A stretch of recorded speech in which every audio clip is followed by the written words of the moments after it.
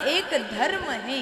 कुछ लोग बड़े दानवीर भी होते हैं और कुछ लोग दान के नाम सुनते ही डर जाते हैं। एक बार एक जगह कथा हुई और एक व्यक्ति था उस स्थान के, उस जगह के बहुत बड़ा सेठ था, बहुत अमीर, लेकिन वो जीवन में कभी दान करता ही नहीं था। आप लोग ध्यान से सुनेगा, बड़ी अच्छी बात है, प्यार से बोलो, जोर से बोलो ना, और जोर से बोल दो ना। तो वो कभी दान नहीं करता था, लेकिन वहां के लोगों ने व्यंग्य में ही उस व्यक्ति का नाम रख दिया दानचंद्र। दानचंद्र नाम रख दिया व्यंग्य में। जो कभी दान ना करे उसका नाम दानचंद्र। अब सब कोई कहते हैं दानचंद्र कभी दान नहीं करता। और गांव वालों ने कहा देखो पुण्य कर्म हो रहा है, कथा हो रही है, अच्छे काम हो रहा हो तो वहाँ कभी कभी दान भी किया करो, जैसे मंदिर निर्माण जैसे काम में दान भी करना चाहिए। लेकिन वो सज्जन कहते थे कि सब कोई तो दान कर रहे हैं, हमारे दान करने का क्या आवश्यक है, क्या जरूरत है, सब कोई तो कर रहे हैं। तो लोगों ने समझाया देखो भैया, सबने दान किया है तो सबके हिस्से का पुण्य उन्हीं को मिलेगा, तुमको थोड़ी मिलेगा। अगर तुम्हें पुण्य चाहिए तो तुम्हें भी दान करना होगा। अब जैसे इस प्रकार लोगों ने समझाया, और दानचंद्र से उसकी पत्नी भी बड़ी परेशान। कोई भी पत्नी होती है ना, वो चाहती है कि हमारे पति धार्मिक कार्य से जुड़ जाएं। हर पत्नियां चाहती, क्योंकि घर में पूजा पाठ करने वाली केवल घर की देवियां, घर की नारियां होती। अब पत्नी बोली स्वामी जी जीवन में एक बार दान कर। अब दानचंद्र बोला कि भैया दान करने से क्या हो जाएगा, हमारा धन खर्च हो जाएगा। इतना लोभी, इतना कंजूस, उससे बड़ा लोभी कोई और नहीं। तो पत्नी कहती है स्वामी जी एक बार दान कर दीजिए। तो बोला नहीं करूंगा, चाहे कुछ भी हो जाए दान नहीं करूंगा, और सब काम करवाओ लेकिन दान मत करवाओ। अब एक दिन दानचंद्र की पत्नी बोली कि पास में गंगा जी है, जाकर के गंगा स्नान करके आओ, वहां तो कोई दान नहीं करना पड़ेगा, कम से कम गंगा स्नान का पुण्य तुम्हें मिल जाएगा। और पति बोला अच्छी बात है, मैंने कभी दान नहीं किया तो कम से कम ये वाला पुण्य तो मैं कर ही सकता हूँ। अब वहां से 11-12 किलोमीटर दूर गंगा जी थी। दानचंद्र ने सोचा कि अगर मैं किसी साधन को लेकर के जाऊं तो पैसे खर्च हो जाएंगे, इसलिए पैदल ही जाता। 12 किलोमीटर पैदल गया, 12 किलोमीटर चलता हुआ गया और जाकर के सोचा कि अब नहा लेता हूँ, स्नान करता हूँ, गंगा जी स्नान करता हूँ। अब जैसे स्नान करने लगा, वहाँ पर नदियों में भी पंडा लोग आते हैं, जैसे आप यमुना जी में स्नान करने जाते हैं, गंगा जी में जाते हैं तो पंडा लोग आकर के पूजन करवाते हैं, दीपक जलवाते हैं और फिर बोलते थोड़ा दक्षिणा दे दो। जैसे पंडा को देखा, दानचंद्र ने विचार किया यहाँ स्नान करना बहुत बड़ा खतरा है, अब एक काम करता हूँ जहाँ पर खाली घाट मिले वहीं जाकर के नहा लेता हूँ। अब आज दानचंद्र जो है खाली जगह में ढूंढता हुआ गया, वो जहाँ स्नान का घाट था उसको छोड़ करके मुर्दे घाट में चला गया। प्यार से बोलो, क्योंकि मुर्दे घाट तो खाली ही रहता है ना। जब घर वाले, घर के लोग घर से अपना सीट खाली करे तभी मुर्दे घाट में एक आ जाता है। तो यहाँ दानचंद्र मुर्दे घाट में जाकर के जैसे डुबकी लगाया और भगवान को बड़ी हंसी आई इसके ऊपर।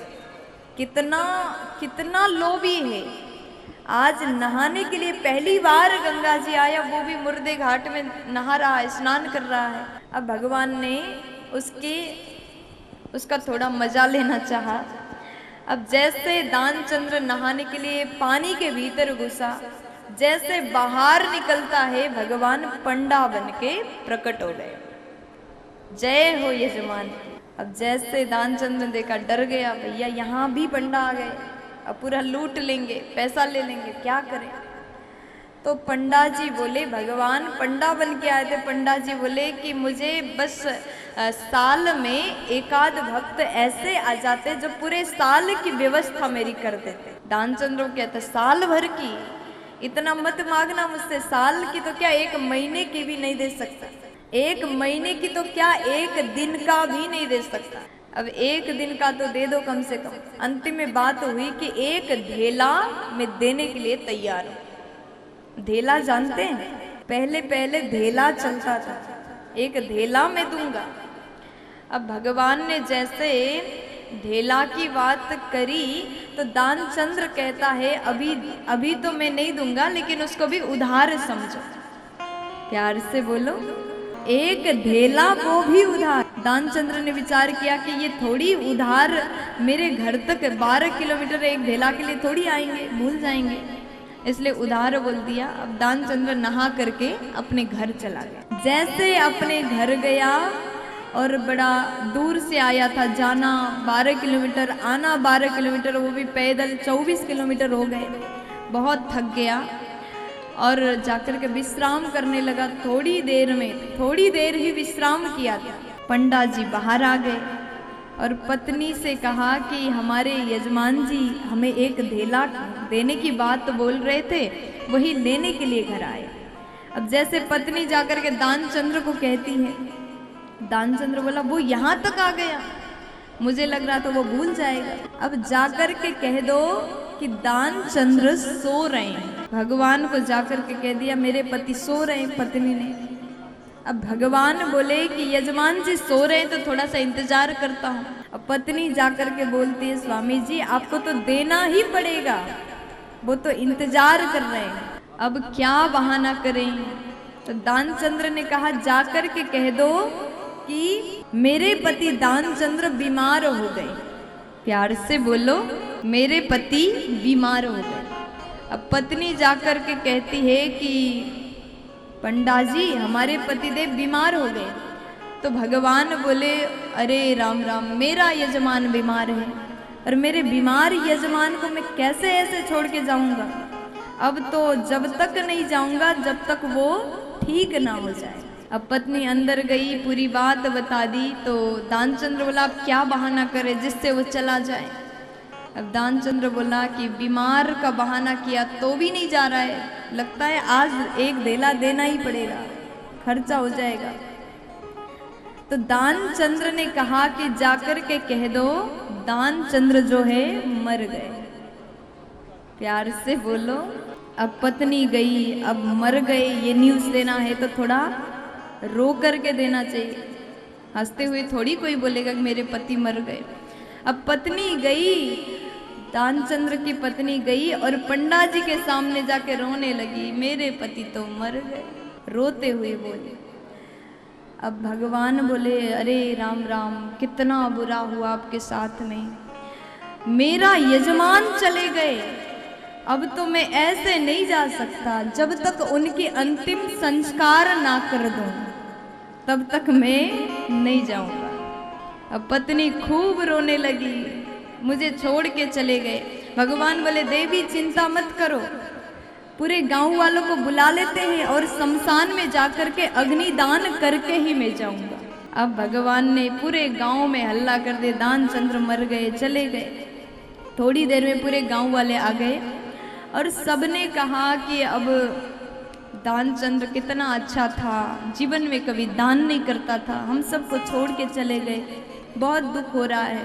अब पत्नी रोने लगे, पहले रो रही थी बहाना से, अब सच में रोने लगी। जैसे बांध करके बांस बुलवाया, बांधा गया, दानचंद्र को उठाया गया और जैसे शमशान की ओर जाने लगे तो पत्नी सच में रोए, अरे छोड़ दो मेरे पति जीवित हैं, वो तो नाटक कर रहे थे। अब देखो कोई विश्वास ही नहीं करे। तो लोग कहते देवी सबको ऐसा ही लगता है, जब खुद के पति मर जाते हैं ना तो सब कहते मरे नहीं जीवित है, ये आपका भ्रम है। लेकिन चिंता मत करो, आपको थोड़ा हिम्मत रखना होगा, ये तो दुनिया का नियम है, जो आया है उसको जाना पड़ेगा। अब सब ने दानचंद्र की पत्नी को समझाया, लेकिन ये दानचंद्र भी इतना जिद्दी अभी तक श्वास रोक के पड़ा है। अब गांव वाले कंधे पर उठा करके राम नाम सत्य है बोल बोल के जा रहे हैं।